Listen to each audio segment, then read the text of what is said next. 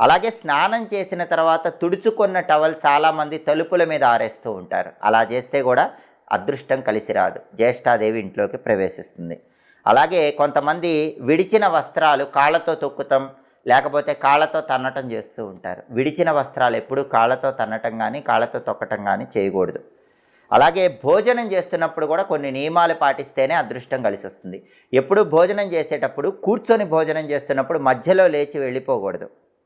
అన్నం తిన్నాక చెయ్యి కడుక్కోకుండా కంచం ముందు ఎక్కువసేపు కూర్చోకూడదు. అత్యవసరంగా అలా కూర్చోవలసినటువంటి పరిస్థితి వస్తే మీరు అన్నం తిన్న ప్రదేశం నుంచి కొంచెం పక్కగా జరిగి కూర్చోవాలి.